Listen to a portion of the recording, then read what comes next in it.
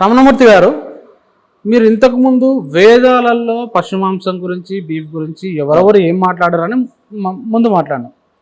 దాని తర్వాత వేదాలలో పశుమాంసం గురించి ఇప్పుడు చాలా విషయాలు మీరు చెప్పారు. అవును, అసలు ఛాలెంజ్ మీకు తిరుగులేనటువంటి సాక్ష్యాలు ఇచ్చినట్టే కదా మనం చెప్పారు. సో దానికి సంబంధించి రిప్లై ఏమొస్తుందో అది కూడా చూద్దాం. అవును, కానీ అసలు ఛాలెంజ్ ఇంకా అయిపోలేదు. అవును, వాస్తవం. గోవధ అవును, ఉందా వేదాల్లో? ఉంటే ఎక్కడుందో చెప్పండి అనేది మీకు అసలు ఛాలెంజ్ కదా. దాంట్లోకి వెళ్దాం. రైట్. దీంట్లోకి వెళ్లే ముందు మరొకసారి మన వ్యూయర్స్కి ఇబ్బంది లేకుండా మన ఇంటెన్షన్ని మరొకసారి మనం చెప్పుకుందాము. హిందూ మతంలో మన స్టాండ్ ఏమిటంటే, మన ఒక్కళ్ళ స్టాండ్ కాదు, అంటే నా ఒక్క స్టాండ్ కాదు, స్వామి వివేకానంద స్టాండ్, ఆదిశంకర్ల స్టాండ్, అలాగే శ్రీ రామానుజుల యొక్క వారు చెప్పినటువంటి వైఖరి, మధ్వాచార్యులు తీసుకున్నటువంటి వైఖరి, ఇస్కాన్ ప్రభుపాద గారు తీసుకున్నటువంటి వైఖరి, చంద్రశేఖర సరస్వతి గారు చెప్పినటువంటి వైఖరి, సాయణాచార్యులు చెప్పినటువంటి వైఖరి, రాధాకృష్ణ గారు చెప్పినటువంటి వైఖరి, నండూరు రామ్మోహన్ రావు గారు చెప్పినటువంటి వైఖరి, వంటమూడి గోపాలకృష్ణ గారు చెప్పినటువంటి వైఖరి, దాశరథి రంగాచార్య గారు దాశరథి రంగాచార్య గారు చెప్పినటువంటి వైఖరి, అలాగే మన కృష్ణమూర్తి శాస్త్రి గారు వారు చెప్పినటువంటి, వారి పేరు రామవరపు కృష్ణమూర్తి శాస్త్రి గారు చెప్పినటువంటి అనువాదకులు, వేద పండితులు, వారి యొక్క వైఖరి, ఇలా అనేక మంది మహనీయుల యొక్క అభిప్రాయాల్ని, అలాగే ఆర్సి మజుందార్ గారి సంపాదకత్వంలో వచ్చినటువంటి ఆప్టే గారు చెప్పినటువంటి విషయం ఏమనంటే, వేదంలో పశువధ ఉన్నది, అది ఆ కాలంలో సమాజంలో అమలు అయినది అని. ఇది మనం ఎందుకు చెప్తున్నాము?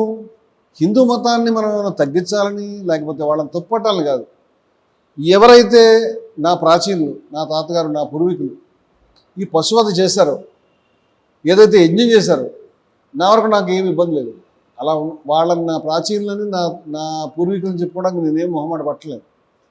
వాళ్ళు చేసిన దాంట్లో ఒక అబద్ధం కానీ, ఒక మోసం కానీ, దీన్ని దాచిపెట్టాలనే తాపత్రయం లేకుండా కత్తికి అంటుకున్న మాంసము, బాణలిలో ఉడుకుతున్నటువంటి మాంసము, అది ఏం సప్పుడు చేస్తున్నది అంతా కూడా దేవతలకు చెందాలని చాలా నిజాయితీగా చెప్పినటువంటి ఉదాహరణ మనం చూసాం. అందరూ కూడా యూపస్తంభాన్ని తీసుకొచ్చేవాళ్ళు, కట్టెలు కొట్టేటువంటి వాళ్ళు, దాన్ని తయారు చేసినటువంటి వాళ్ళు, ఉడికించేటువంటి వాళ్ళు అందరికీ చెందాలి ఇది యజ్ఞఫలం అని చెప్పడం మనం చూసాం. సమానత్వ సూక్తం చెప్పుకోవడం మనం చూసాం. దాంట్లో దాచిపెట్టుకోవాల్సింది, సిగ్గుపడాల్సింది నాకు తెలిసి ఏమీ లేదు. ప్రపంచంలో వివిధ మతాలు, వివిధ సంస్కృతులు కూడా ఇటువంటి ధోరణులు ఉన్నాయి. ఇదంతా యథాతథంగా ఇప్పుడు అమలు చేస్తామంటే చేయలేము. వేదం తర్వాత ఉపనిషత్తు వచ్చింది, అదే చాలా మార్పులు తీసుకొచ్చింది. ఆ తర్వాత అనేక సంప్రదాయాలు వచ్చినాయి. అంచేత ఇవన్నీ చెప్తున్నామంటే మా తాతగారిని వారు చేసినటువంటి పనులను యథాతథంగా స్వీకరిస్తామని కాదు, దాన్ని తక్కువ చేస్తామని కాదు. అది చరిత్రలో జరిగింది, అలా ఉన్నది. దాన్ని ఏం తక్కువ చేయడం. హిందూ మతంలో ఏ గొప్ప విలువలు అయితే వేదంలో ఉన్నాయో, మనం మొట్టమొదటి సత్యానికి సంబంధించినటువంటి సూక్తం చదువుకున్నాం, సమానత్వ సూక్తాన్ని ప్రస్తావించుకుంటున్నాం, అందరూ మాకసి దుఃఖభాగ్భవేద్ అనేటువంటి మాట చెప్పుకుంటున్నాం, విశ్వమంతో కుటుంబం అనేటువంటి మాట చెప్పుకుంటున్నాం, ఉపనిషత్తులు ఈశావాస్య విధాన సర్వం చెప్పుకుంటున్నాం. ఈ విలువల ఆదర్శాలటువంటి హిందూ మతాన్ని మేము అనుకూలంగా నిలబడుతున్నాం. మేము చెప్తూ ఉన్నాం విషయాలు, ముందుకు తీసుకెళ్తామని చెప్తున్నాం. మిగతా మతాల్లో కూడా చాలా రకాలైనటువంటి తప్పులు, తడకలు వాళ్ళు ఉన్నారు, వాళ్ళు సరి చేసుకుంటూ ఉన్నారు. ఇస్లాంలో ఉన్నది, క్రిస్టియానిటీలో ఉన్నది మారలేదండి. పాత ఓల్డ్ టెస్ట్మెంట్లో ఉన్నది యథాతథంగా అమలుపరుస్తున్నారు లేదు కదా, అది కూడా మార్చుకుంటారు కదా. అనేక విషయాలు మారుతూ ఉంటాయండి. కానీ అది లేనే లేదు అని చెప్పడం, దాని గురించి దబాయింపులకు దిగడం, దాని పేరు మీద హింసకి ద్వేషానికి దిగడం కరెక్ట్ కాదని మా ఉద్దేశం. అదే ఉద్దేశంతో చెప్తున్నాను తప్పితే హిందూ మతాన్ని తగ్గించాలనుకునే ఉద్దేశం మాకు లేదు. ఇక్కడ చాగంటి గారు కొన్ని మాటలన్నారు, మీరు గమనించాలి. ఋషిలాగా వేషం వేసుకుని, గడ్డం పెంచుకుని, శాల్వా కప్పుకున్నాను. ఏమంటే ఋషులు ఎలా ఉన్నారో మీరు చూసారండి మీరు? ఇంకెవరన్నా చూసారా? చూసే అవకాశం కూడా లేదు. ఏమన్నా ఫోటోగ్రాఫ్స్ ఉన్నాయండి మన దగ్గర? కొన్ని వందల వేల సంవత్సరాలు ఫోటోగ్రాఫ్స్ ఉన్నాయేమన్నా? లేవు కదా. బుద్ధుడు ఎలా ఉన్నాడో చూడలేదండి మనము. బుద్ధుడికి సంబంధించిన శిల్పం ఏదైతే గడ్డలు లేనటువంటిది, వేషం తీసేసినటువంటిది, జుట్టు కట్టుకున్నట్టుగా శిల్పం మనకు కనిపిస్తుంది కదా. అది బుద్ధుడు ఇలా ఉండేవాడు అని ఒక శిల్పకారుడి యొక్క, చిత్రకారుడి యొక్క ఊహ తప్పితే నిజమైనటువంటి బుద్ధుడి యొక్క రూపం కానే కాదు. ఇవాళ మొత్తం గడ్డం పెంచుకునేటువంటి ఋషులు సినిమాల్లోనూ, క్యాలెండర్ల మీద, బొమ్మల్లోనూ మనకు కనిపిస్తారు. పుట్టల్లో, సమాధుల్లో తపస్సులు చేసుకుంటూ, లేదా అడవుల్లో తపస్సులు చేసుకుంటూ మనకు కనిపిస్తారు. అది మన యొక్క ఊహ. కానీ నిజమైనటువంటి ఋషి ఎట్లా ఉండేవాడు? ఆయన గడ్డం పెంచుకున్నట్టు మనం చూసాం లేదే. ఋషిలా ఉండాలని నేను పోజు కొడుతుందంటే నేను ఏమైనా చెప్పాను ఆయనకి? సంస్కృతం రాదని, సంస్కృతం వచ్చని నేను మన బీఫ్ ఇంటర్వ్యూలో, అంతకుముందు మీరు చేసిన ఇంటర్వ్యూలో, సావర్కర్ ఇంటర్వ్యూలో, ఆర్ఎస్ఎస్కి మనం చేసిన విమర్శలు, నాకు సంస్కృత పండితుడిని నేను ఒకసారి చెప్పారా? ఎక్కడైనా ఎవరైనా తీసి చూపించగలుగుతారా? సంస్కృతం వస్తుందని నేను చెప్పలేదండి. నా మాతృభాష తెలుగు. దాన్ని బట్టి సంస్కృతాన్ని కొంత అర్థం చేసుకోవాలని తాపత్రయం నాకు ఉన్నది. సంస్కృతంలో కొన్ని శబ్దాలని మనకు అర్థమవుతాయి, నీకు నాకు కూడా అర్థమవుతాయి. వివిధ రకాల భాషలు ట్రాన్స్లేషన్ ఎందుకు చదువుతున్నాం అంటాడు ఆయన. ఆయన వెనకాల కూడా చగంటి వారి వెనకాల కూడా చాలా ఉన్నాయి. నేను చెప్పుకోలేదు నేను ఋషినని, నేనేం వేషం కట్టలేదు, నేను అజ్ఞేయవాదిని, నేను విశ్వాసిని కాదని కూడా చెప్తున్నాను. నాకు ఉపనిషత్తులపైన అపారమైన గౌరవం ఉన్నది. ఉపనిషత్తులు 1000 సంవత్సరాలు 5-6 ఏళ్ళు మనిషి కంటే ఇంకా ముందుకెళ్ళి ఉన్నాయి. నా ఋషులు ఏదో చాలా గొప్ప సత్యాలను ఆవిష్కరించారని నేను పరవశంగా ఉన్నాను. అవి ఆత్మజ్ఞానాన్ని ఆవిష్కరించిన ఈ తతంగాలకి, తంతులకి, యజ్ఞాలకి దాంతో సంబంధం లేదు. వాళ్ళు దాన్ని దాటి వెళ్ళారు. వారిని నేను రిప్రజెంట్ చేస్తాను. వారి యొక్క సంప్రదాయాన్ని ముందుకు తీసుకెళ్ళాలని చూస్తున్నాను. భక్తి సంప్రదాయం వచ్చింది, దాన్ని ముందుకు తీసుకెళ్ళాలని చూస్తున్నాము. ఇవి ఉన్నాయంటే జరిగిపోయినాయని చెప్తున్నాం. వివేకానందుడు అదే చెప్పాడు, ఒకప్పుడు ఇలా ఉంది ఇప్పుడు అవసరం లేదని చెప్పాడు. అదే పద్ధతి మనది. వివేకానందుడిని నీ మొహం అని, ప్రభుపాదాన్ని నీ మొహం అని, లేకపోతే ఆదిశంకరుని రామానుజుని నీ మొహం అని అడిగితే ఖచ్చితంగా అందరం నిందించవచ్చు. మా అందరి అభిప్రాయం ఇదే అనే విషయం నేను చెప్తున్నాను. ఇప్పుడు మీరు అడిగినటువంటి ఒక ముఖ్యమైనటువంటి ప్రశ్న గోవధకు సంబంధించింది. కొంత ఎవిడెన్స్ మనం మాట్లాడుకుందామండి. ఆల్రెడీ మనం ఈ సబ్జెక్ట్ కొంత డీల్ చేసాం. గతంలో గోవధకు సంబంధించినటువంటి కొంత ఎవిడెన్స్ పెట్టినందుకే కదా ఇన్ని బాధలు, దాని గురించే కదా ఇంత కోపము. ఇప్పుడు నేను నేమాని వెంకట నరసింహశాస్త్రి గారు రాసినటువంటి పద్యాన్ని ఋగ్వేదం 1వ మండలం 161వ సూక్తము 10వ రుక్కులో ఏదైతే నేను ఈ విధంగా ఒక్కండు గోవు నుండి కడునొప్పుగా వచ్చాడు రక్తమంతయు నుండి పద్యమైతే ఏదో చదివాను. ఒక ఆయన రక్తం తీస్తున్నాడు, ఒక ఆయన మాంసాన్ని వేరు చేశాడని అది సాక్ష్యం. ఆ సాక్ష్యాన్ని వాళ్ళు తప్పు అన్నారు. దానికి వాళ్ళు మేఘాన్ని మదించి వర్షాన్ని కురిపిస్తారు అని చెప్పేసి నేను శయనాచార్యుడి యొక్క సాక్ష్యాన్ని చూపించాను. వారు చెప్పినటువంటి భాష్యంలో ఇలా ఉన్నదయా అని చూపించాను. అదేవిధంగా దాశరథి రంగాచార్య గారు, నేను నేమాని వెంకట నరసింహశాస్త్రి గారి విషయం పక్కన పెడదామండి. ఒక నిమిషం. దాశరథి రంగాచార్య గారు వారు చేసినటువంటి గద్యానువాదం, అది పద్యానువాదం కాదండి. దాంట్లో ఋగ్వేద ఒక నిమిషం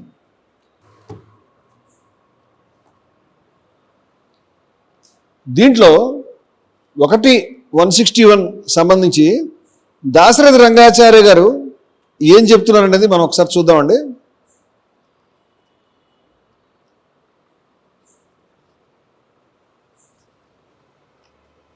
ఎగ్జాక్ట్గా నేమాని వారు చెప్పింది వారు చెప్పలేదు, కానీ వారు ఇలా రాశారండి. ఆ సూక్తానికి అనువాదం తెలుగులో, ఋభువులలో ఒకడు గోవు రక్తమును చేసినాడు. రక్తాన్ని చేయడం అంటూ ఏముండదండి. ఆయన కుమ్మరించాడని అన్నాడు, రక్తాన్ని ఎవరు చేయలేరు కదా. మరొకడు కత్తితో నరికి మాంసము చేసినాడు. ఇది క్లియర్గా ఉంది. కత్తితో నరికి మాంసం చేసాడు మీరు కూడా అన్నారు. ఎందుకంటే శయనాచార్యులు వారే ఆ ఛేదన సాధనం అనే మాట రాశారు, వారే రుధిరం అనే మాట రాశారు. మరొకడు కత్తితో నరికి మాంసము చేసినాడు.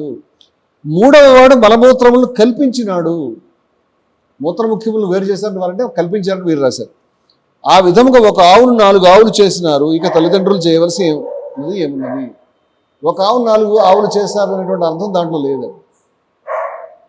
రంగాచార్యులు వారు చెప్పింది ఏదైతే ఉన్నదో ఇది భిన్నంగా ఉన్నది. నేమాని వారి అనువాదానికి భిన్నంగా ఉన్నది. కానీ దీంట్లో కూడా ఖండించడము, రక్తమాంసాలు, అలాగే రక్తము, ఇవన్నీ కూడా మనకు కనిపిస్తున్నాయి. అంచేత గోవుని రక్తం చేయడం కానీ, ఒక ఆవును 4 ఆవులు చేయడం కానీ సాధ్యం కాదు. కాబట్టి 4 ముక్కలుగా నరకడము, మాంసఖండాలను వేరు చేయటము, అదే దాని అర్థం అయి ఉంటుంది. రంగాచార్య గారి అనువాదం అది అసంపూర్ణంగా ఉన్నదేమో నేను అనుకుంటున్నాను. సాయణాచార్యుల వారి చెప్పినటువంటి భాష్యానుసారమే నేమాని వెంకట నరసింహశాస్త్రి గారి అనువాదం సాగింది. సరేనండి, ఈ ఒక్క సూక్తాన్ని, ఈ ఒక్క రుక్కునే బట్టి మనకు కాకుండా మనం వేరే రుక్కులు కూడా మనం చూసి అర్థం చేసుకుందాం. గతంలో మనం చేసినటువంటి, మీరు అడిగినటువంటి ఇంటర్వ్యూలో నేను చాలా ఎవిడెన్స్ పెట్టానండి, అదంతా కూడా వాడు చేస్తానన్నారు. నేను ఇప్పుడు ఉన్నటువంటి వ్యూవర్స్కి ఒక అవగాహన కావడానికి నేను రిపీట్ చేస్తానండి. జస్ట్ ఆ 10 లైన్లు. ఋగ్వేదం, ఈ నెంబర్లు వారు మళ్ళీ నోట్ చేసుకుంటారని, 10వ మండలం 79వ సూక్తం 6వ రుక్కులో కత్తి ఆవును కోసినట్టు అని, అగ్ని గోవును ఖడ్గముచే ఖండించినట్లు ప్రవర్తిస్తుంది అని దాశరథి వారు రాస్తే, ఈ 10వ మండలం 79వ సూక్తంలో 6వ రుక్కుకి నేమాని వారు అసి గోవును ఛేదించినట్లు, అసి అంటే కత్తి, గోవును ఖండించినట్లు, ఛేదించుచున్నావు అని వారు అనువదించారు. ఈ రెండు మాటలు కూడా దాదాపు కలుస్తున్నాయి, రెండు అనువాదాలు కూడా, రెండు వేర్వేరు స్కూల్స్కి సంబంధించిన వాళ్ళు వీళ్ళు. ఈ రెండు మాటలు కూడా కలుస్తున్నాయి. అదే కాకుండా ఈ రెండు కూడా ఒక దృశ్యాన్ని మన కళ్ళ ముందు నిలబెడుతున్నాయి. అదేమిటంటే గోవుని ఖండించడం. దాన్ని ఋషి చూశాడు, దాన్ని అలా ఉంది అని దేనితో పోలుస్తున్నాడు, ఏది అగ్నిజ్వాలలో. అలాగే ప్రథమ మండలంలో 164 సూక్తులు 40 రుక్కులో హననము చేయకూడదు, అక్కడ వచ్చింది వారి కోపం. అది మనం మాట్లాడుకున్నాం. హననం చేయకూడని గోవు అంటే హననం చేసే ఉన్నాయా అని వారు అడిగారు. హననం చేశారంటే హననం చేసేలా చూసుకుని చేశారు కదా అని. ఏదైనా ఒక సాంప్రదాయంలో ఒక అలవాటు మారిపోయిందంటే ఒక రోజులో మానదు. మొదట ఖండించేవారు అంటాక నేను ఆధారాలు చూపిస్తాను, తర్వాత ఇప్పుడు మానేశారంటాక మన సమాజమే సాక్ష్యము. మధ్యలో ఏం జరిగిందంటే ఒక ప్రాసెస్ జరిగింది. అంటే కొంతకాలం పాటు కొన్నింటికి కట్ చేద్దామని మానేశారు. ఇప్పుడు కూడా మనకి కబేళాల్లో కానీ, లేకపోతే ఈవెన్ కోళ్ళు కోసుకున్నా, మేకలు కోసుకున్నా, గొర్రెలు కోసుకున్నా పనికొస్తుంది అనే దాన్ని కోస్తారు, కానీ ఏదైనా తేడా ఉన్నదని కోయరు. అంటే పనికొచ్చే జంతువునే కోయటం, పనికిరాని జంతువుని కోయకపోవడం. కోడి కూడా జబ్బు ఉందంటే కోయరు, బయటపడేస్తారు తీసుకెళ్ళి. మేడకౌ డిసీజ్ వచ్చిందంటే ఆవులన్నీ బయటపడేస్తారు, వాటిని తినలేదు ఎవరు కూడా. అంటే మాంసాహార సమాజం అన్నింటిలో కూడా ఇది కొయ్యడానికి అనుకూలంగా ఉందా, లేకపోతే జబ్బుతో ఉందా, సమస్యలతో ఉందా చూస్తారు. అలాగే చాలా లాభదాయకమైనటువంటి ఆవు, పాలిచ్చే ఆవు, దూడని ఈనుతున్నటువంటి ఆవు, పశు సంపదను పెంచేటువంటి ఆవు చాలా ఇంపార్టెంట్. పెట్ట చాలా ఇంపార్టెంట్, గుడ్లు పెట్టేటువంటి పెట్ట. అలాగే కోడి పిల్లల్ని పెంచేటువంటి ఆ కోళ్ళ సంపదను పెంచేటువంటి పెట్ట ఇంపార్టెంట్. అంచేత కోసుకుంటే పుంజులు కోసుకోవడానికి ఇంట్రెస్ట్ చూపిస్తారు, కోయదలుచుకుంటే ఎడ్లని పంపించడానికి ఇష్టపడతారు. వాటితో పని అయిపోయిన తర్వాత. కోయదగ్గ జంతువు, కోయకూడని జంతువు అంటే మన రైతుల దృష్టిలో ఇవాళ సమాజంలో తను దాని దగ్గర నుంచి పని తీసుకున్న తర్వాత ఇక దాన్ని పోషించలేదు. ఏం చేయాలి? ఆయన ప్రభుత్వం వారు మీ ఇంట్లో 2 ఎడ్లు ఉన్నాయి కదా, ముసలెడ్లు, ఒక ఆవు కూడా పాలేవంది ఉంది కదా, వాటి గ్రాసం నిమిత్తం ఈ డబ్బు తీసుకొని ఎవరిని ఇస్తున్నారు? ఇవ్వడం లేదు. పోనీ ఇప్పుడు వీళ్ళు చెప్తున్న వాళ్ళు ఎవరైనా నీతులు చెప్తున్నా ఎవరు ఇవ్వడం లేదు. అతను తినడానికి డబ్బులు లేకపోతే వాటిని అట్లా పోషిస్తాడు. అంచేత వాటిని దిక్కులేక అమ్ముకుంటున్నాడు, వాటిని పెట్టలేక భోజనం. అమ్ముకుంటే వచ్చే 10-20 వేలు జేబులో పెట్టుకున్నా ఏడ్చుకుంటూ పోతాడు ఇళ్ళకి. మీరు చూడండి, ఎక్కడైనా పశువుల మార్కెట్లో దీన్ని అమ్మిన తర్వాత రైతు కళ్ళు తెడుచుకుని వెళ్తాడు. ఎందుకంటే అనుబంధం ఉంటుంది అతనికి. ఇది మనకు సమాజంలో కనిపిస్తుంది. పని ఇవ్వడం మానేసిన తర్వాత అతను పని చేయడం మానేసినటువంటి ముసలిడ్లని, లేకపోతే పనికి రాకుండా పోయినటువంటి ఎడ్లని దాన్ని వజ్రశాలకు పంపిస్తారు. కానీ ఎవరు కూడా అటువంటి దున్నపోతులు కానీ, అటువంటి గేదెల్ని కానీ, అటువంటి పశువులు కానీ కోయడానికి ఇష్టపడరు. ఇది మనకు ఉండేది. నేను ఇదంతా ఎందుకు చెప్తానంటే, కోయదగ్గ, కోయకూడని, చంపదగ్గ, చంపకూడని అనే విభజన మన దగ్గర కూడా ఉంది అంటున్నాను నేను. ఆ రోజుల్లో కూడా ఉండొచ్చు, మన దగ్గర కాదు. ఇప్పుడు మన పాయింట్ వేదాలలో ఉందా లేదా? వేదాల సమాజం కూడా మనవంటి సమాజమే కదా. ఇది ఎట్లా జరిగింది అనే దాన్ని మనం ప్రాసెస్ దాంట్లో మొట్టమొదట మనం జంతువుని కోస్తున్నారు, ఆవుని ఎద్దుని కూడా వధించారు, తిన్నారు అనే విషయం రుజువైతే కోయదగ్గ జంతువు ఉన్నట్టే కదా. అదే కాబట్టి ఆ పాయింట్లు చెప్పండి. కోయదగ్గ జంతువు ఉన్నట్టే కదా, అది చెప్తాను నేను. ఇప్పుడు ఋగ్వేదం 8వ మండలం 101వ సూక్తంలో 15 రుక్కులో ఓ మాట వచ్చిందండి, గోవును వధించరాదు అని. ఈ మాటలు రావడానికి ఒక హిస్టారికల్ ప్రాసెస్ ఉంది, అందుకే చెప్పాను. ఈ ప్రాసెస్లో వాళ్ళు మానుకునేటువంటి ప్రాసెస్లో దీన్ని కట్ చేద్దాం, దీన్ని వద్దు అనే మాటలు వచ్చినాయి అని. అలాగే 10వ మండలం 19వ సూక్తంలో సూక్తం మొత్తం గోవుల గురించే చెప్పారండి, చాలా మంచి సూక్తం అది. 5వ మండలం 29వ సూక్తంలో 7వ రుక్కులో, ఇది మనం లాస్ట్ టైం మాట్లాడుకున్నాం, 5వ మండలం 29వ సూక్తం ఋగ్వేదంలో 7వ రుక్కులో అగ్ని ఇంద్రుడి కోసం 300 మహిషాల్ని వండాడు. మహిషం అంటే దున్నపోతు, 300. 8వ రుక్కులో ఇంద్రుడు ఆ 300 దున్నపోతుల్ని భక్షించాడు. భక్షిస్తాడండి అంటే ఆయన మనిషి కాదు కదా, ఆయన దేవుడు, సర్వాధి దేవుడు. వజ్రాయుధాన్ని చేపట్టి వృతాసురుడిని సంహరించినటువంటి ఇంద్రుడు ఋగ్వేదానికి ముఖ్యమైన దేవుడు, ప్రధానమైన రుక్కు. మొత్తం సూక్తంలో ఎక్కువ రుక్కులు ఆయనకే ఉంటాయి, ఆయనని పొగడ్డానికే సూక్తాలు ఉంటాయి. ఋగ్వేదం 6వ మండలం 17వ సూక్తం 11 రుక్కులో ఇంద్రుడి కోసం పూష, విష్ణువు ఇద్దరు, ఒక ఆయన పూష, ఇంకో ఆయన విష్ణువు. పూష అనే ఆయన సూర్య ఆదిత్య దేవతల్లో ఒక దేవత, భవిష్యత్తులో ఆయనే సూర్యుడు అని అంటారు. ఈ పూష, విష్ణువు వీళ్ళు 100 మహిషాలను వండారు ఇంద్రుడికి, ఆయన తింటాడు అని. అలాగే ఋగ్వేదం 8వ మండలం 47వ సూక్తం 17వ రుక్కులో యజ్ఞములో దానం ఇచ్చినటువంటి పశువుకి గుండె, గిట్టలు, కొమ్ములు క్రమముగా తొలగించినట్టుగా అని ఉపమానం చెప్పారు. యజ్ఞంలో దానం ఇచ్చిన పశువుకి గుండె గిట్టలు తొలగించడం అనేది మనకి అశ్వానికి కానీ ఎడ్లకు కానీ అలాగే గేదెలకు కానీ మేకలకు కూడా చిన్న చిన్న ఆ గిట్టలు ఉంటాయి. అంచేత ఆ పశు హింసకు సంబంధించింది. ఋగ్వేదం 8వ మండలం 47వ సూక్తం 17 రుక్కులో చెప్పాను. ఋగ్వేదం 10వ మండలం 27వ సూక్తంలో దేవత ఇంద్రుడు, ఋషి ఇంద్రపుత్రుడు వసుక్రుడు. వసుక్రుడు ఇంద్రుడు కొడుకు. అంటే ప్రతి ఒక్క సూక్తానికి కూడా ఒక ఋషి ఉంటాడు, ఆయన మంత్రద్రష్ట, ఆయన ఒక దేవత ఉంటారు. ఆయనకు అంకితం ఇచ్చారు అన్నమాట ఈ సూక్తాన్ని. ఇంద్రుడికి అంకితం ఇచ్చారు, రాసినవాడు ఆయన కొడుకే వసుక్రుడే.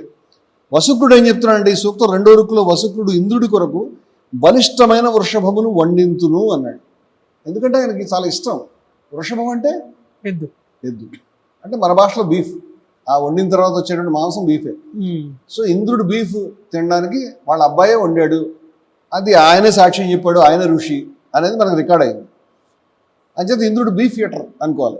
మన వాళ్ళు బీఫ్ ఫెస్టివల్ పెడితే ఆయన రావాలి, నేను వెళ్ళను, ఎందుకంటే నేను బీఫ్ ఈటర్ కాదు.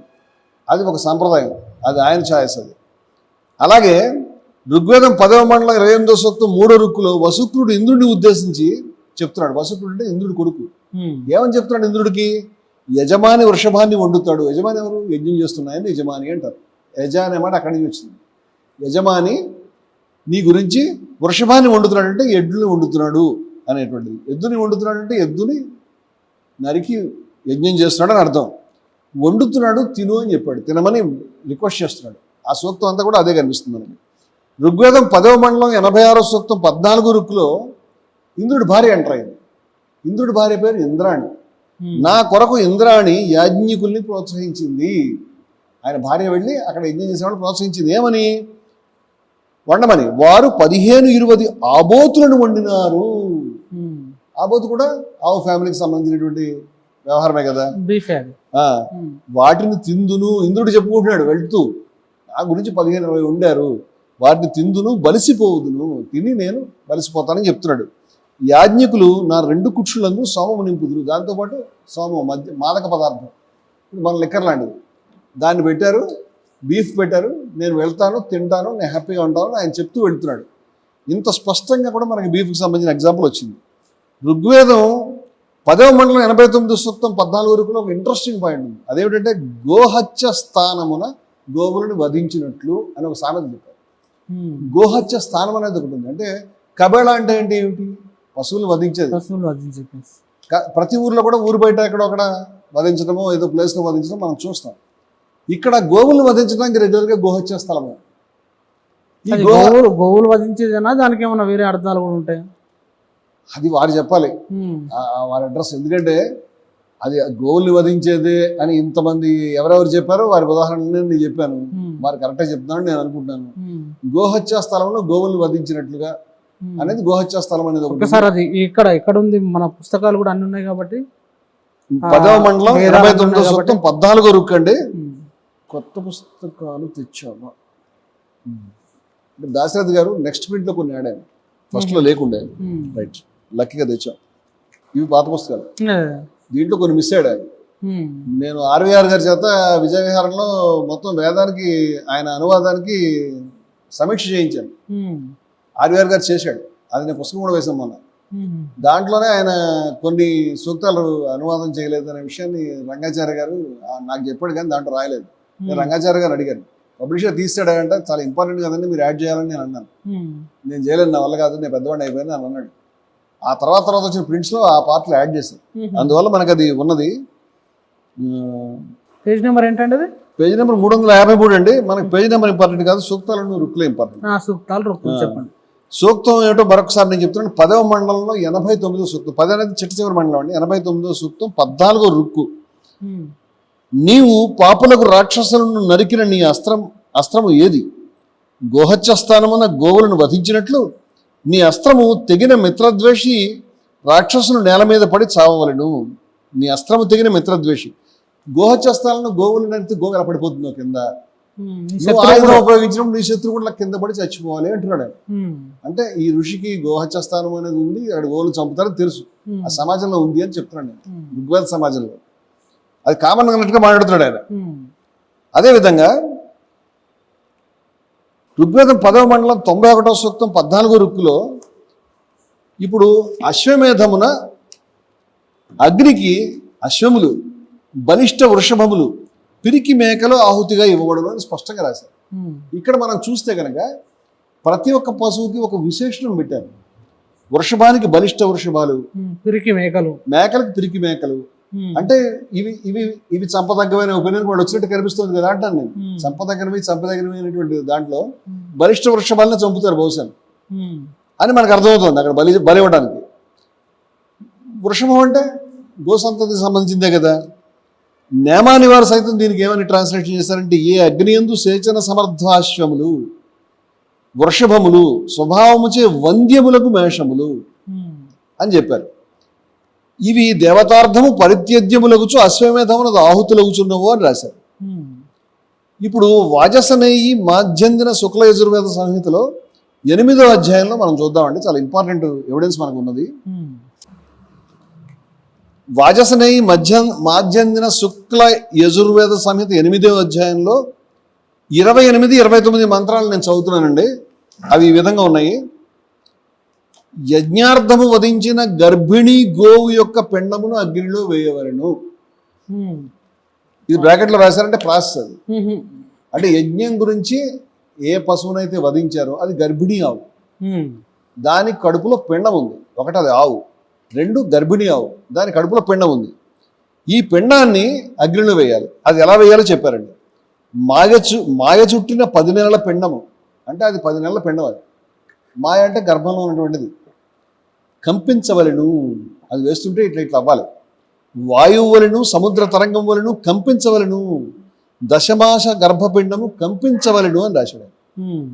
ఇది మనకి మాధ్యందిన శుక్ల యజుర్వేద సంహితలో. ఎందుకు చదువుతున్నారంటే ఘనపాటి వారు కూడా ఈ పుస్తకాల నుంచే, రాజరథి గారి పుస్తకాల నుంచి పేస్ట్ చేశారు అక్కడ. అందుచేత ఇది కూడా నేను కూడా చెప్తున్నాను. ఇది గర్భిణీ గోవు. కింద నెక్స్ట్ శ్లోకంలో, అంటే ఇందాక గర్భిణీ గోవుని బ్రాకెట్లో చెప్పారు కాబట్టి అది ప్రాసెస్ వేదమంత్రంలో లేదనుకోవచ్చు. 29లో వేదమంత్రం అది. గర్భిణీ గోవు నీ గర్భము యజ్ఞయోగ్యమైనది, ఎందుకంటే నీ గర్భంలో తీసుకెళ్ళి మేము యజ్ఞం చేశాం కాబట్టి పిండాన్ని. అది చచ్చిపోయింది, పిండం కూడా చచ్చిపోయింది, రెండింటిని కూడా చేశారు. నీ యోని స్వర్ణమయమైనది, ఎందుకంటే దాని నుంచి బయటికి రావాలి, అది దాన్ని మేము చేశాం కాబట్టి. నీ పిండము వికలము కాని అవయవములు కలది. వికలము కాని అవయవం అయిందంటే చచ్చిపోయినవన్నీ కూడా గొప్ప ముక్తిని పొందుతాయి కాబట్టి వాటికి వచ్చే విశేషణం అది. ఈ గర్భమును తల్లి కలుపుచున్నాను, ఎందుకు? ఈ 2 కూడా చనిపోయాయి కాబట్టి. బ్రాకెట్లో రాశారు, గర్భపు రక్తము చే హోమము చేయవలను. గర్భిణీ ఆవుని చంపడమే కాకుండా ఆ రక్తంతో హోమం చేయాలి అని రాశారు. ఇది ఈ విధముగా మనకి చాలా ఇది బలమైనటువంటి ఎవిడెన్స్ శుక్ల యజుర్వేద సంహితలో ఉన్నది. అదేవిధంగా వాజసనేయి మాధ్యందిన శుక్ల యజుర్వేద సంహితలో దీంట్లోనే 21వ అధ్యాయంలో 41, 42, 43, 44, 45, 46, 47, 59, 60 మంత్రాల్లో రకరకాల జంతువులు చెప్పారండి. ఛాగ అన్నారు, అంటే మేక అనుకోవచ్చు. ఛాగ వప అంటే ఛాగ మేక పొట్టల నుంచి తీసినటువంటి కొవ్వు. మేష వప, మేష అంటే కూడా అది కూడా మేకే. వృషభ వప, చంపకుండా దాని నుంచి లోపల నుంచి కొవ్వు కానీ ఆ పొర కానీ రాదు కదా, మజ్జ కూడా రాదు కదా, అది ఎద్దే కదా, అది బీఫే కదా, అది ఆవుకు సంబంధించింది కదా, దున్నపోతు కాదు కదా. సో వృషభ వపలతో యజ్ఞం చేయాలని చాలా స్పష్టంగా దాంట్లో ఎవిడెన్స్ శుక్ల యజుర్వేద సంహితలో 21వ అధ్యాయంలో ఉన్నది. కృష్ణ యజుర్వేద తైత్రీయ సంహిత 1వ కాండం 3వ ప్రపాఠకంలో 14 అనువాకంలో 21వ మంత్రంలో వృషభము వంధ్య గోవును హవిస్సుగా అర్పించడం. ఇక్కడ వచ్చిందండి సమాధానం గణపతి వారికి. గణపతి గారు ఏమడిగారు మన క్లియర్గా ఏమన్నారు అంటే బలిచ్చే గోవు, బలి ఇవ్వని గోవు అంటే సపరేట్ ఉంటాయా? బలిచ్చే గోవు ఇక్కడ చెప్తున్నాడు. వంధ్య గోవు, వంధ్య అంటే ఏమిటి? పిల్లలు పుట్టింది. పిల్లలు పుట్టకపోతే పాలు కూడా రావు కదా, గోడొచ్చినప్పుడే కదా పాలు వచ్చేది. అంచేత ఇది పనికిరాంది, దీన్ని బలివ్వమన్నాడు. అందుకని వృషభము వంధ్య గోవు హవిస్సుగా అర్పించడం ఇది కాదా అని అడుగుతున్నాను నేను. ఇది వేదంలో కాదా? కృష్ణ యజుర్వేద తైత్రీయ సంహిత మొదటి కాండం 3వ ప్రపాఠకం 14వ అనువాకంలో 21వ మంత్రంలో వృషభము వంద్యగోవుని అవిస్సుగా సమర్పించడం జరిగింది. అయ్యా నా ముఖంతో చెప్పాను, మీ ముఖం అన్నారు కాబట్టి చెప్తున్నా. కృష్ణ యజుర్వేద తైత్రీయ సంహిత మొదటి కాండ 6వ ప్రపాఠకం 6వ అనువాకం 14వ మంత్రంలో యజ్ఞము గోమంతము అజవంతము అశ్వవంతము ఋత్విగ్వంతము కావాలన్నారు. అంటే యజ్ఞంలో గోవు ఉండాలి, అజం అంటే మేక ఉండాలి, అశ్వం అంటే అశ్వం ఉండాలి, ఋత్విగ్వంతం అంటే ఋత్విక్ వారి పండితులు కూడా చేయించాలి, పూజారి వచ్చి. వీళ్ళందరూ ఉండాలంటే వాటిని చంపాలని అర్థం ఎక్కడ వచ్చిందని వారు అడుగుతారు. నిజంగా చెప్పాలంటే నాకేం దాంట్లో లేదండి, సూచనే ఉంది. కానీ పూజారి ఏం చేస్తారో మనకు తెలుసు, మిగతా 3 ఏం చేస్తారంటే 3 నరుకుతారు, అందరికీ తెలిసిన విషయం. మనం ఫస్టే చూసాం, యజ్ఞానికి పశువు ఉండాలి, యోపస్తంభం ఉండాలి, అవన్నీ కూడా నేను పశువుల గురించి చెప్పినప్పుడు చెప్పాను. ఇవన్నీ కూడా యజ్ఞ పశువులుగానే వారు అడుగుతున్నారు. యజ్ఞంలో ఉండేది యజ్ఞ పశువు వచ్చేది, వేరే పని ఏమి లేదు దానికి అక్కడ. అంచేత దీంట్లో గోమంతము అజమంతం అంటే గోవు ఉండాలి, మేక ఉండాలి, అశ్వం ఉండాలంటే అవి యజ్ఞ పశువుగా ఉండాలనే అర్థమే వస్తున్నది. వేరే అర్థం ఏమైనా ఉందేమో వారు చెప్తే మేము వింటాం. అదేవిధంగా కృష్ణ యజుర్వేద తైత్రీయ సంహిత 3వ కాండ 1వ ప్రపాఠకం 11వ అనువాకం 2వ మంత్రంలో సైతం సేమ్ వర్డ్స్ ఉన్నాయి, ఇలాంటివే ఉన్నాయి. అలాగే కృష్ణ యజుర్వేద తైత్రీయ సంహిత మొదటి కాండం 7వ ప్రపాఠకం 2వ అనువాకంలో 8వ మంత్రంలో అష్టకా శ్రాద్ధం అనేది ఒకటి వచ్చిందండి. అష్టకా శ్రాద్ధం, శ్రాద్ధం అంటే పితరుల గురించి చేసేటువంటిది. దాంట్లో గోవుని వధించడం ఆ దాంట్లో స్పష్టంగా మనకు కనిపిస్తుంది. అది కృష్ణ యజుర్వేదం అనేటువంటిది నేను తీసి చూపిస్తానండి. తీసి చూపించండి, ఎందుకంటే మనం వేదాలలో లేదు ఎక్కడుంది ఒక్కటి చూపించండి అన్నప్పుడు ఖచ్చితంగా తీసి చూపించాల్సి వస్తుందండి. వారు కట్ పేస్ట్ చేశారు కాబట్టి ఇది కూడా దాశరథి గారు తీశానండి. నేను దాశరథి గారు తీసిన దాంట్లో ఒకసారి చూద్దామండి. దీంట్లో మరొకసారి 7వ ప్రపాఠకం 2వ అనువాకం 8వ మంత్రం అండి. వారు చెప్తున్నాండి కృష్ణ యజుర్వేదంలో చాలా ప్రసిద్ధమైనటువంటి యజుర్వేదం మనకది దక్షిణాదిన. యజ్ఞములందు గోవు దక్షిణగా ఇవ్వబడుచున్నది, ఆ గోవు ప్రాణవాయువున దేవతలను నిలిపినది. ఈ 2 కూడా మనకు స్పష్టంగా లేవు. ఆ గోవు వ్యావాయువున నరులను జీవింపచేయుచున్నది. పితరుల కొరకు హింసించబడినట్టు ఆ గోవు పితరులను భరించుచున్నది. ఈ హింసించబడడానికి అర్థం యజ్ఞ పరిభాషలో వాటిని చంపడమే. ఈ విషయం తెలుసుకున్నవాడు పశువులకు అలవాడు అవుతున్నాడు. బ్రాకెట్లో ఇలా రాశారండి, అష్టకా శ్రాద్ధమున గోవును వధించుట కలదు, అది ఏ గోవును హింసించుట అని రంగాచార్య గారు రాశారు. అంచేత పితరుల యజ్ఞంలో ఒకప్పుడు గోవును వధించేవారని మనకు అర్థమవుతుంది. ఏమంటే నేను పితరుల్ని కానీ యజ్ఞకర్తలు కానీ నిందించడానికి ఈ మాట చెప్పట్లేదు, ఇది మన మతంలో ఉన్నది, ఈ మతంలో ఇప్పుడు లేదు. ఇవన్నీ ఎందుకు చెప్తున్నామండి ఇప్పుడు మీ వల్లే. మా కార్యక్రమం కాదు ఇది. ఎక్కడుందని మీరు అడిగితే ఏం చేయాలి? మేము మీ ముఖం తిట్టిన తర్వాత చూపించాల్సి వస్తుంది మీకు. దీనికి కారణం మీరే. ఈ ఎపిసోడ్స్ అన్నింటినీ కూడా వారిద్దరికి అంకితం చేయాలి. వారి చాగంటి వారికి ఘనాపాటి వారికి అంకితం. మీ గురించి చెప్తున్నాం. ఇవి హిందూ మతంలో ఇవాళ మేము ఏ విలువల గురించి పోరాడుతున్నామో, ఏ హిందూ మతం ప్రధానమైన విలువలు కావు ఇవి. అద్వేష్ట కరుణ మైత్రేయవచ ఇవన్నీ కూడా మా విలువలు. తతోన విజుగుప్సతే అది మా విలువ. తత్ర కోమో కశోక ఎస్తు సర్వాణి భూతాన్ని ఆత్మన్యవనిపస్తుంది అది మా విలువ. సమస్త ప్రాణుల్ని మాల చూసుకోవడం అది మా విలువ. ఈ విలువల గురించి పోరాడే హిందూ మతం గురించి మేము మాట్లాడుతుంటే నువ్వు మధ్యలో వచ్చి ఇవన్నీ మాట్లాడి ఈ ముఖం అని మాట్లాడిన తర్వాత అది కూడా సావర్కర్ పేరు చెప్పలేదు. సావర్కర్ చెప్పాడయా అంటే సావర్కర్ జోలికి పోరు. సావర్కర్ మీ పార్టీయా? సావర్కర్ ముఖాన్ని ఎందుకు నిందించిన పేరు ఘనాపాటి గారు? సావర్కర్ ముఖాన్నే కాదు, ఇప్పుడు నేను చాలా పెద్ద లిస్టు చెప్పాను. ఆ ప్రభుపాద వారిది కానీ, శ్రీరామానుజులు కానీ, ఆదిశంకర్లు కానీ, స్వామి వివేకానందులు కానీ, లేకపోతే ఇంకా చంద్రశేఖర సరస్వతి కానీ, అందరినీ కూడా మీరు మీ ముఖం అని నిందించాలని వీడియోలు పెట్టాలని కోరుతున్నానండి. ఇప్పుడు మీకు అంకితం అండి బాబు, ఇంకా చాలా చెప్పాల్సి వస్తుంది. ఇవన్నీ కూడా మిగతా వాళ్ళు వెనకబడలేదు, మీరు వింటే చాలు. ఇప్పుడు మరికొన్ని సాక్ష్యాలండి. కృష్ణ యజుర్వేద తైత్రీయ సంహిత మొదటి కాండం 8వ ప్రపాఠకం 17వ అనువాకంలో 1వ మంత్రంలో 10 సంస్కృప హవిస్సులు అని అన్నారండి. ఈ హవిస్సు అంటే నరికితే యజ్ఞంలో వేసిన తర్వాత హవిస్సు వస్తుంది.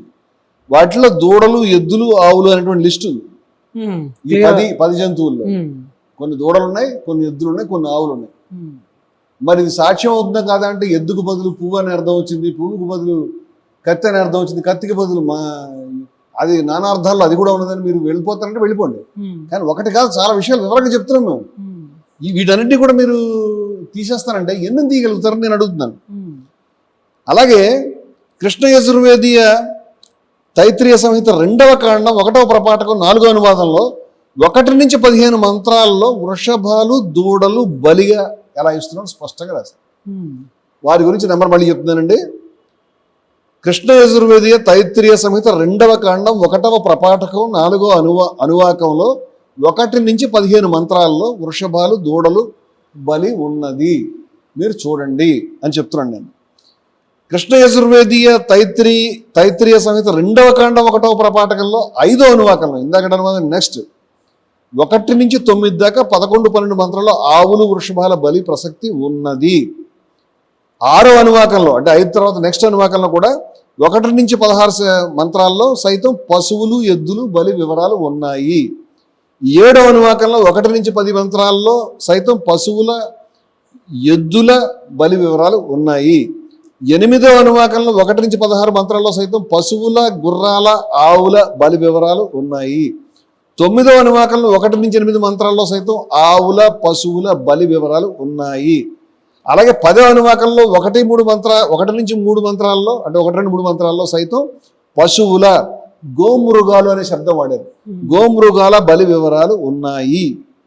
అయ్యా వీటిల్లో కొన్ని ప్రతీకలుగా ఉపమానాలుగా లేకపోతే ఎక్కడన్నా వాడారేమో నేనేం కాదనట్లే, కానీ ఒక విషయం అన్ని మాత్రం అలా వాడలే. కొన్ని అంతరిక్షానికి ప్రతీకగానో, కొన్ని ఏదో ధనుస్సుకు ప్రతీకగానో, లేకపోతే జలానికి ప్రతీకగానో, లేకపోతే ఆత్మకు ప్రతీకగానో ఖచ్చితంగా వాడతారండి. ఎందుకంటే చాలా కవిత్వము, చాలా ప్రతీకలు, చాలా భావగర్భితంగా మార్మికంగా గొప్ప విషయాలు చెప్పారు. నేను చెప్పలేదని అంటలే, కానీ మొత్తంగా అసలు ఏమి కాదు, అసలు యజ్ఞమే జరగలేదు, కత్తికి మాంసం అంటలేదు, అంత ప్రతీక అంటే అదే అభ్యంతరం. అది నేను కాదు, ఎవరు అంగీకరించింది దాన్ని. ఏమంటే మన తాతగారు అలా ఉంటారు, గణపతి గారికి ఏమైంది మనం చేయొద్దండి. మీరు చెప్పినట్టే మనం ఏ రకమైన హింస లేకుండా మనం ఉందాం, మీరు మీ మార్గాన్ని మీరు అనుసరించండి, మేము మా మార్గాన్ని అనుసరిస్తాం, మేము ఈ విలువలు ఉన్నాయని చెప్తాం, వాటి గురించి మేము జీవిస్తాం, మీరు కూడా మీరు అనుకున్న దాంట్లో జీవించండి. మనం ఒకళ్ళు తిప్పుకోవాల్సిన అవసరం ఏముంది? హిందూ మతంలో ఉన్న లోపాలు సరిచేద్దాం రండి, హిందూ మతంలో ఉన్నటువంటి ఎవరైతే బయటకు వెళ్ళిపోతున్నారో అసమానతలు సరిచేద్దాం రండి, మనం కలిసికట్టుగా పనిచేద్దాం రండి. అంతేగాని లేని దానికి ఈ కోపతాపాలు ఎందుకండి? ఇవాళ ఋగ్వేద సాంప్రదాయం లేదు, ఎవరు కూడా వారు చెప్పినప్పటికీ అటువంటి యజ్ఞాల్లో ఆవుల్ని కానీ ఎద్దులు కానీ నడిపి యజ్ఞాలు చేయలేరు. అప్పుడు లేదు అని మీరు అంటున్నారు, అదైనా అప్పుడు ఉన్నది ఇప్పుడు ఉన్నది కాదు కదా, దాని మీద వివాదం ఎందుకు మనకి అని నేను వారికి విజ్ఞప్తి చేస్తున్నాను. అయితే వారు చెప్పిన దానికి ఇంకొన్ని వివరాలు మనం చెప్పాలి కాబట్టి, కృష్ణ యజుర్వేదీయ తైత్రీయ సంహిత 2వ కాండం 6వ ప్రపాఠకం 8వ అనువాకంలో 1, 2, 3, 4, 5, 6 మంత్రాలు, ఇంకా వేరే వేరే మంత్రాల్లో కూడా ఎడ అనేటువంటి దాన్ని భక్షించడం వచ్చింది. ఎడ అనే దానికి ఆవు ధేను అనే అర్థాలు ఉన్నాయి. ఆవు ధేను అంటే ఎద్దు కాదనుకోండి, వారు చెప్పినట్టు ఎడ అంటే వేరే అర్థం ఉంది, లేకపోతే అసలు యజ్ఞంలో ఏది బలిచ్చినా అది ఎడే అవుతుంది అని ఎవరైనా అన్నారనుకోండి, కావచ్చు కూడా. నేను దాని తప్పట్లేదు, కొన్ని సూచన మాత్రం కూడా కొన్ని ప్రత్యక్షంగా ఉన్నాయని చెప్తున్నాను నేను. అయితే ఈ అర్థం కూడా వస్తున్నదని చెప్తున్నాను నేను. కృష్ణ యజుర్వేదీయ తైత్రీయ సంహిత 3వ కాండం 3వ ప్రపాఠకం 9వ అనువాకంలో 3, 5, 6 మంత్రాల్లో వృషభ వధ చాలా స్పష్టంగా ఉన్నది అని నేను చెప్పగలుగుతాను. అదేవిధంగా కృష్ణ యజుర్వేదీయ తైత్రీయ సంహిత 4వ కాండం 2వ ప్రపాఠకంలో 10వ అనువాకంలో 4, 6, 7, 8, 10 మంత్రాల్లో గుర్రానికి బదులు అడవి గుర్రాన్ని చంపమని, ఎద్దుకి బదులు ఎద్దుతో సమానమైన దాన్ని దేన్నైనా చంపమని, పొట్టేలుకు బదులు అడవి ఒంటిని చంపమని, మేకకి బదులు అడవి శరభమృగాన్ని ఇస్తానని అగ్నికి చెప్తారు. అగ్నికి యజ్ఞం మనమే చేస్తున్నాం కదా. ఏ సందర్భంలో చెప్పారు? ఏమన్నా దావాలలో వస్తుంటే మమ్మల్ని చంపకాయని చెప్పారా, లేకపోతే నాది ఇవ్వనయ్యా నీ అదేదో తీసుకో అని చెప్పారా? అది మనకు తెలియదు ఎగ్జాక్ట్గా. దీన్ని చాలామంది చూడండి ఆవును చంపడం గురించి అసలు ఒప్పుకోలేదు, చంపమని చెప్పారు అనేది ఉదాహరణ కింద ఈ శ్లోకం చూపించేటువంటి పెద్దలు ఉన్నారండి. కానీ శ్లోకం మొత్తం చదివితే అర్థం అది రాదు. శ్లోకంలో చిన్న ముక్క చదివితే ఎద్దును చంపొద్దు, ఎద్దుని చంపొద్దు, దాన్ని నేను చంపుకోండి, ఎద్దు సమానమైన అంటే ఎద్దుని చంపడం, గుర్రానికి బదులు అడవి గుర్రాన్ని చంపమంటే గుర్రాన్ని చంపే సాంప్రదాయం అప్పటికి ఉన్నట్టే లెక్క. దానికి వద్దు, ఈసారి మాత్రం దాన్ని చంపని చెప్పినట్టే అర్థం వస్తుంది. లేకపోతే ఎందుకు వస్తుంది? యజ్ఞంలో ఈ ప్రసక్తి ఎందుకు వచ్చింది? ఎద్దుకు బదులు ఎద్దుతో సమానమైన దాన్ని అంటే మరేదో దాన్ని నేను హ్యాండ్ ఓవర్ చేస్తాను, ఎద్దును ఏమో అంటే ఎద్దును చంపకూడదని అవగాహన కలుగుతుందేమో అప్పుడు. వ్యవసాయం రీత్యా రోజు అది అవసరమైందేమో. పొట్టేలకు బదులు అడవి ఒంటిని అంటే పొట్టేలు అవసరం వారికి అనిపించిందేమో. మేకకి బదులు అడవి శరభ మృగాన్ని ఇస్తానని అంటే ఇప్పటిదాకా బదులు ఇస్తానంటే అసలు అది అడిగారు అంటే అది ఆల్రెడీ ఉన్నదనే కదా సంప్రదాయం. అంటే మీరు చెప్పినట్టు అది చంపమనే అర్థంలో రాదు, ఆల్రెడీ ఉన్నది ఆ టైంలో తగ్గించుకుంటానని మేము చెప్తున్న అర్థమే వస్తుంది అంటున్నాను నేను. అలాగే కృష్ణ యజుర్వేదీయ తైత్రీయ సంహిత 6వ కాండం 6వ ప్రపాఠకం 7వ అనువాకంలో పితృకార్యంలో గోవధ ఉన్నది. ఇది రామవరపు కృష్ణమూర్తి శాస్త్రి గారు 6వ కాండం 6వ సంపుటాన్ని చక్కగా మనకు అనువాదం చేశారు. అది మనకు ఉన్నది. ఇది పితృకార్యంలో గోవధ ఉన్నది, ప్రత్యామ్నాయ సూచన కూడా ఉన్నదేమో దాంట్లో అని నేను ఆ మంత్రాన్ని మళ్ళీ మళ్ళీ చూడాలి. అయితే గోవధ అనేది కనిపిస్తుంది. గోవధకు బదులు ఇంకోటి ఏదైనా కానివ్వండి అనేటువంటిది, దీన్ని తీసుకెళ్ళి అక్కడ పారేయండి, పిండితో బొమ్మ తయారు చేయండి అని కొత్త టెక్నిక్లు వచ్చినాయి. అవి ఆ రోజు నుంచి కూడా కొంత మొదలై ఉంటాయి. కానీ దీని సూచన మనకు అక్కడ కనిపిస్తుంది అనే విషయం మాత్రం నేను వీరి దృష్టికి తీసుకొస్తున్నాను. అదేవిధంగా కృష్ణ యజుర్వేదీయ తైత్రీయ సంహిత 7వ కాండం 1వ ప్రపాఠకం 6వ అనువాకంలో 3-4 మంత్రాల్లో పితృకార్యంలో గోవధ వివరంగా వర్ణితమైనది. కృష్ణ యజుర్వేదం తైత్రీయ సంహిత 7వ కాండం ఇక్కడే ఉందని మన దగ్గర పుస్తకం కాబట్టి మనం దాన్ని తీసి చూడొచ్చు మనం. అది మనకి 7వ కాండం 1వ ప్రపాఠకం 6వ అనువాకంలో 3-4 మంత్రాలండి. నేను ఇప్పుడు తీస్తానండి దాన్ని. దీంట్లో నేను 3వ మంత్రాన్ని చదువుతున్నానండి. వారి యొక్క అనుమానం అది, వారు ప్రతిపదార్థం ఇచ్చారు, పైన మనకు కనిపిస్తుంది అక్కడ. దీంట్లో ఆ గోవు రోహిణి లోహిత వర్ణమైనది అని పైన ప్రతిపదార్థం ఇచ్చారండి. ఇచ్చట వర్ణించబడిన గోవు ఇంద్రునకు ఇష్టమైనది కావున యజ్ఞమందు ఇటువంటి గోవుని దక్షిణగా ఇయ్యవలను, మిగిలిన తాత్పర్యం సుస్పష్టము అన్నారు శాస్త్రి గారు. వారికి కూడా దాన్ని చంపడం అనేది చెప్పడం ఇష్టం లేదండి. ఇచ్చట ఇంద్రునకు గోవు యొక్క అంశమును గ్రహించిన విధము చూపబడింది అన్నారు. తాత్పర్యం సుస్పష్టము అన్న తర్వాత వారు ఏం చేస్తున్నారు అనేది పైన ప్రతిపదార్థంలో కూడా చూడాల్సి వస్తుంది. వారికి రాయడం ఇష్టం లేక పైన రాయలేదు. ఇక్కడ ఏమనుందంటే 4వ మంత్రంలో ఇంకా క్లియర్గా వచ్చిందండి ఆ విషయం. అదే విషయం అర్థమైంది అనేది. ఇక్కడ అనుస్తరణి అనేటువంటిది ఒక మాట వాడారండి. అనుస్తరణి అంటే చనిపోయిన పురుషుని అనుసరించి గోవును చంపి ఆ మృత గోవు యొక్క అవయవములతో మృత పురుష శరీరమును కప్పుదురు. ఓ మనిషి చచ్చిపోయాడు, ఆయన యొక్క డెడ్ బాడీ ఉంది అక్కడ. ఇప్పుడు ఆయన ఎలా చనిపోయాడో గోవును కూడా చంపారు. చంపి ఒక రిచువల్ దాంట్లో భాగంగా ఆ మృత గోవు యొక్క అవయవాలను తీసి ఈ శరీరం అంతా, ఇతర మృత పురుష శరీరం అంతా కప్పారు అని శాస్త్రి గారు రాస్తున్నారు.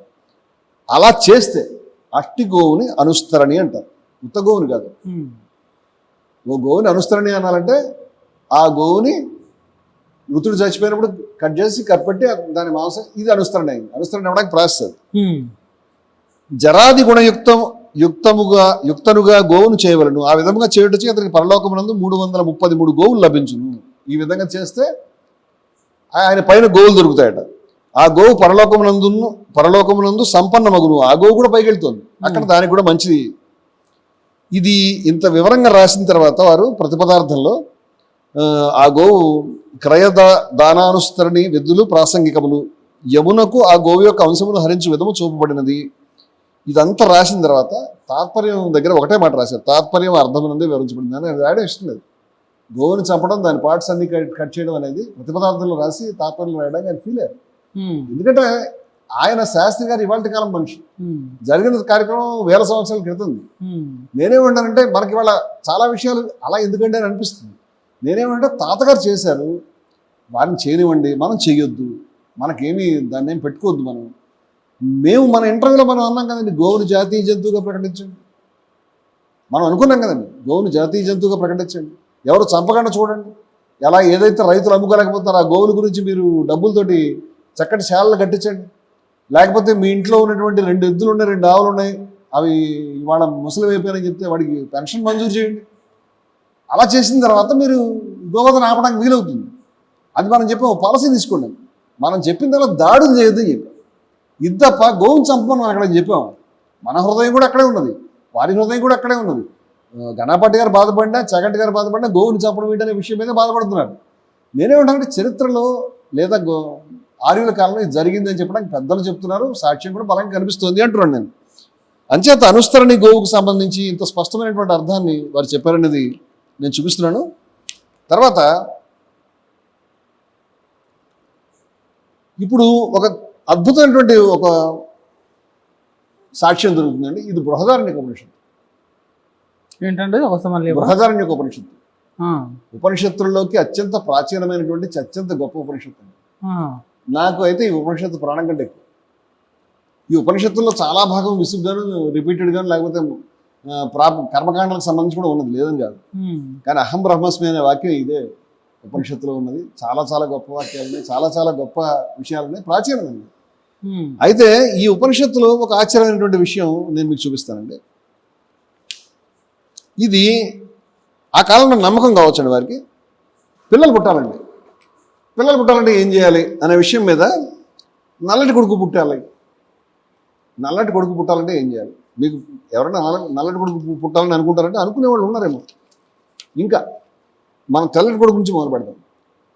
He who wishes may fair complexion son be born to me who will be versed in one Veda and attain full language should have rice cooked in milk and with his wife eat it mixed with ghee, then they should be able to produce such a son. నాకు తెల్లటి కొడుకు, నేను English అనువాదం చదువుతున్నానండి. ఇది print చేసిన వాళ్ళు Ramakrishna machine వాళ్ళు, దీనికి అనువాదకులు ఒకళ్ళు కాదండి, చాలామంది ఉన్నారు. కానీ ముఖ్యమైన విషయం ఏంటంటే ఆదిశంకరుల యొక్క భాష్యానికి సంపూర్ణంగా నిబద్ధమైనటువంటి ఒక విషయం అంటే వీరి ఈ యొక్క అనువాదం. అంతేత ఆదిశంకరుల భాష్యాన్ని కట్టుబడినటువంటిది ఆదిశంకరులు ఇదే విషయం చెప్పాలని మనం అర్థం చేసుకోవాలి. సో తెల్లటి కొడుకు పుట్టాలంటే ఈ బృహదారణ్యక ఉపనిషత్తులో అటువంటి కర్మకాండ, అటువంటి కోరికలు, అటువంటి ఆలోచనలు వాళ్ళు కూడా భక్తులకు ఉంటాయి.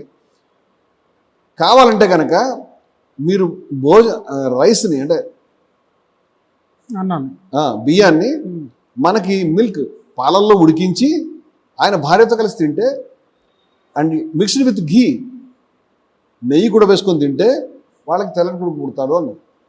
పాలు తెల్లగా ఉన్నాయి కాబట్టి, నెయ్యి తెల్లగా ఉన్నాయి కాబట్టి, అన్నం కూడా తెల్లగా ఉంటుంది కాబట్టి అన్నం అంటారా? తెలియదు మనకి. నెక్స్ట్ చామనచాయ కొడుకు, ఏది may son be born to me with a tawny or brown complexion అని అన్నారు. అక్కడ కూడా ఏం చెప్పారంటే rice cooked in curd and with his wife. ఇందాక మిల్క్ అన్నది ఇప్పుడు పెరుగులో ఉడికించి దాంట్లో మళ్ళీ ఘీ కలుపుకుని నెయ్యి కలుపుకుని తినమని అన్నాడు. ఇప్పుడు నల్లటి కొడుకు పుట్టాలంటే ఏం చేయాలి? May a son be born with a dark complexion with red eyes, నల్లటి వాడు ఎర్రటి కన్నులు ఉన్నటువంటి వాడు. Who will be versed in 3 Vedas, వేదాలు నేర్చుకునేవాడు, చాలా కాలం ఫుల్ లాంగ్వేజ్ బాగా బతికేవాడు, దీర్ఘమైన ఆయుష్ కలిగిన వాడు. పుట్టాలంటే రైస్ కుక్కుడు ఇన్ వాటర్, మామూలుగా మనం ఇప్పుడు వండుకుంటున్నట్టుగా బియ్యాన్ని నీళ్ళల్లో ఉడికించి అన్నం తయారు చేసుకుని and with his wife eat it mixed ghee, ఆ నెయ్యిలో కూడా ఏదైనా వేరే కలుపుకుని దాన్ని కలుపుకుని తింటే మామూలుగా మీకు నల్లటి కొడుకు పుడతాడు అన్నాడు. అంటే పాలల్లో ఉన్నదైతే గొప్ప, ఇది తక్కువ అని వాళ్ళు అనుకుంటున్నట్టున్నారు. నెక్స్ట్ కూతురు పుట్టాలంటే ఏం చేయాలి? May daughter be born to me who will be a scholar and attain full language. ఆమె పండితురాలే ఉండాలి, దీర్ఘాయుష్ కలిగి ఉండాలి. అలాంటి కూతురు నాకు కావాలి అంటే should have a rice and sesame cooked together and with his wife eat it with mixed ghee, then they would be able to produce a daughter. అంటే ఇది నువ్వులు కావచ్చు, దాన్ని కూడా అన్నంతో పాటు ఉడికించుకుని దాన్ని భార్యతో కలిసి తింటే అలాంటి కూతురు పుడుతుంది అన్నారు. ఇక్కడ వచ్చిందండి next. He who wishes may son be born to me who will be a reputed scholar. చాలా గౌరవ మర్యాదలు కలిగిన పండితుడు నాకు పుట్టాలి అని అనుకుంటున్నానండి. అటెండ్ అసెంబ్లీస్, అతను బయటకు వెళ్ళి సభల్లో మాట్లాడాలి అనుకుంటున్నాను. Speak words that one likes to hear, ఆయన మాట్లాడుతుంటే ప్రతి ఒక్కళ్ళు వినేటువంటి గొప్ప వక్త కావాలి, గొప్ప పండితుడు కావాలి, వాదన పటిమ ఉన్నటువంటి వాడు కావాలి. Be versed in all Vedas, అన్ని వేదాలు తెలిసి ఉండాలి. అండ్ అటైన్ ఫుల్ లాంగ్వేజ్, వేద పండితుడు అయ్యి ఎక్కువ దీర్ఘాయుష్మంతుడు కావాలి. అటువంటి కొడుకు పుట్టాలంటే should have rice cooked with meat that of a young or mature bull. ఒక ఎద్దు, ఆ ఎద్దు కూడా యువ అంటే కోడ దూడ యొక్క మాంసంతో కానీ లేదా కొంచెం ఎదిగినటువంటి పక్వమైనటువంటి వయసులో ఉన్నటువంటి ఎద్దును కానీ నరికి ఆ మాంసంతో అన్నం వండుకొని తింటే నాకు ఒక గొప్ప పండితుడైనటువంటి వేదాధ్యయనం చేయగలిగినటువంటి చాలా కాలం దీర్ఘాయుష్మంతుని కొడుకు పుడతాడు. అది తినాలి. And with his wife eat it mixed with ghee, దాన్ని కూడా నెయ్యి వేసుకుని తింటే they would be able to produce such a son. ఇది 6.4.19 బృహదారణ్యక ఉపనిషత్తులో 6.4.19 వెర్స్ ఇది. అక్కడ ఉన్నటువంటి మంత్రం ఇది. బృహదారణ్యక ఉపనిషత్తు తిరుగులేనటువంటి చాలా ప్రాచీనమైన ఉపనిషత్తు. ఈ యొక్క భాష్యాన్ని ఆదిశంకరులు దాన్ని అనుసరించి రాశారు. అది కూడా మనం చెక్ చేసుకోవచ్చు. ఉపనిషత్తుకి మీకు వేరే వెర్షన్స్ కావాలంటే నేను ఒక 50 వెర్షన్స్ తీసుకురాగలుగుతాను. అన్ని ఉపనిషత్తుల మీద నాకు ఆసక్తి ఉంది కాబట్టి నేను ఎందరు మీకు ఉన్నానో ఎన్ని చదువుకున్నానో లెక్కలేదు. అందుచేత అవన్నీ కూడా ఉంటాయి. దీనికి ఇది ఎదురులేనటువంటి ఎవిడెన్స్. నేను అడుగుతున్నాను, మరి ఆ కాలంలో ఎద్దుని తినండి, బీఫ్ తినండి, మీకు వేదం పండితుడైన కొడుకు పుడతాడు అని చెప్పిన బృహదారణ్యక ఉపనిషత్తు చెప్పడం సాక్ష్యం కాదండి? సాక్ష్యం కాదా గణపతి గారు గోవధ జరిగిందని చెప్పడానికి? ఇది ఖచ్చితంగా సాక్ష్యం అవుతుంది. అదేవిధంగా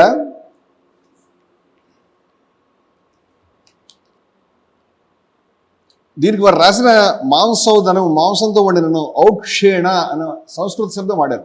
ఔక్షేణ అనే పదానికి గోడదూడ అని అర్థం. అక్కడ వాడిన పదాలు చెప్తున్నాను నేను, ఇంగ్లీష్ కాకుండా. ఆర్షభేణ, ఆర్షభం అంటే ఎద్దు మాంసము. ఈ ఆర్షభేణ అనేది ఎద్దు మాంసం కానీ, ఔక్షేణ గోడదూడ మాంసంతో కానీ, మాంసౌదనం అది మాంసంతో వండినటువంటి అన్నం తింటే కనుక పుడతారు అని వాళ్ళు చెప్పారు. చాలా గొప్ప ఇది. అదేవిధంగా మనకి ఇక్కడ నేను ఇప్పుడు చాలా ఎవిడెన్స్లు చాలా వివరంగా చెప్పానండి.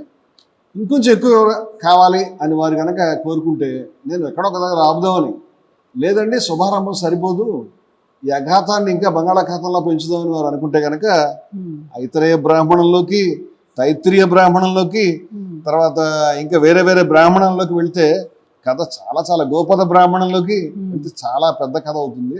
అంటే మీరు చదివిన పుస్తకాలు ఏమంటే మనకి 6 దర్శనాలు ఉన్నాయి, 6 దర్శనాలు. 6 దర్శనాల్లో పూర్వమీమాంస అనేటువంటిది కంప్లీట్గా వేద సూత్రాలకి, వేదాన్ని ఎట్లా యజ్ఞాన్ని ఎట్లా చేయాలి అని జైమిని రాసినటువంటిది ఎదురులేనిటువంటిది. అది క్రీస్తు పూర్వం, ఇవాళ కావు, ఎప్పుడో. ఆ వేదాల తర్వాత వచ్చినటువంటి 6 దర్శనాల్లో పూర్వమీమాంస, ఉత్తరమీమాంస, ఉపనిషత్తు, పూర్వమీమాంస, మనకి న్యాయము, సాంఖ్యము, యోగం అని మొత్తం 6 దర్శనాలు, 6 రకాల దర్శనాలు ఉన్నాయి. పూర్వమీమాంస కంప్లీట్లీ కమిటెడ్ టు యజ్ఞకర్మకాండ. పూర్వమీమాంసలో జైమిని రాసినటువంటి సూత్రాల పుస్తకం ఒకటి తీసుకొచ్చి మొత్తం చదవడం మొదలు పెడితే కళ్ళు తిరిగిపోతాయి. దాంట్లో వివరంగా యజ్ఞకర్మకాండ, ఏవేవి జంతువులు చంపాలో వివరంగా ఉంటుంది. అది మాట్లాడితే చాలా కష్టంగా ఉంటుంది. వాటిలో దానికి భాష్యకారులు ఉన్నారు, వాళ్ళు కూడా అవే విషయాలు రాశారు. ఇప్పుడు దీన్ని తవ్వుకుంటూ పెడుతుంటే చాలా దూరం ఉంటుంది. అంటే మీరు చదివిన పుస్తకాలు ఇంకా మిగిలే ఉన్నాయి ఈ సబ్జెక్ట్ కోసం. దానికోసం మీరు తయారు చేసిన నోట్స్ మిగిలే ఉంది. అయినా మీరు ఇక్కడికి ఆపుదాం, కట్ షాట్ చేద్దాం అంటాను. కానీ ఒక విషయాన్ని అయితే మనం కంప్లీట్ చేయడానికి కొన్ని విషయాలు చెప్పాలి. అది కూడా గణపతిగా చెప్తారు. అది బాగా సుప్రసిద్ధమైనటువంటిది పుస్తకం హిందూ ధర్మ. అవును.